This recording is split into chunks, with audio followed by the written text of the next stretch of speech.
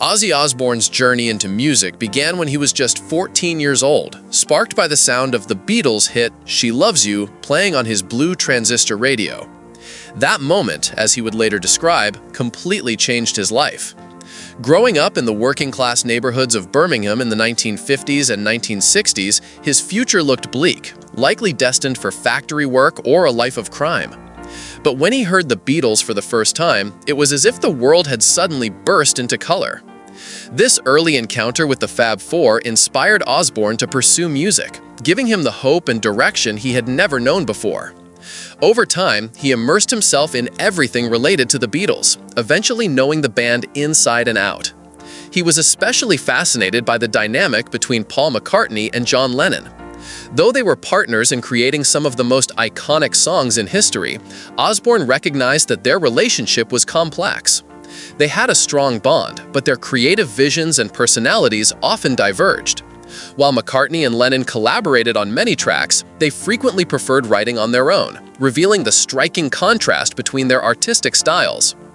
Osbourne had his own colorful way of describing that contrast.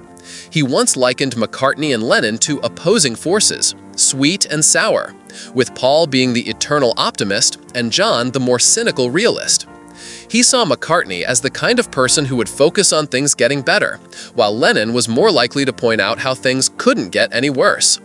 Osbourne believed that this tension between light and dark gave their songwriting its unique power.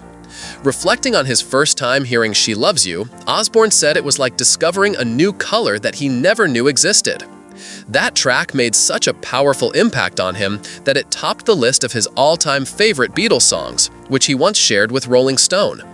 His top 10 also included "I Want to Hold Your Hand," "I Am the Walrus," "A Day in the Life," "Hey Jude," "Help," "Eleanor Rigby," "Something," "Strawberry Fields Forever," and "The Long and Winding Road." In particular, Osbourne was drawn to Lennon's more experimental and surreal compositions. He appreciated the clever use of language and ambiguity in Lennon's lyrics, expressing a deep fondness for songs that made you wonder about their meaning, yet still made you feel something real. For Osbourne, those kinds of songs didn't need to be fully understood to leave a lasting impression. When looking back at the emotional core of Lennon and McCartney's songwriting, Osbourne recognized how their personal lives often influenced their music. Lennon wrote "Help" during a period of anxiety, while McCartney's more melancholic songs, like "For No One," emerged during rocky moments in his relationship with Jane Asher. In contrast, McCartney usually leaned toward themes of love and hope, as seen in "And I Love Her" and "Let It Be." Ozzy Osbourne never stopped admiring the Beatles, and he often credited their music with saving his life. For him, their songs weren't just melodies, they were lifelines, showing him a world beyond the gray industrial walls of Birmingham and opening the door to the legendary career he would one day build.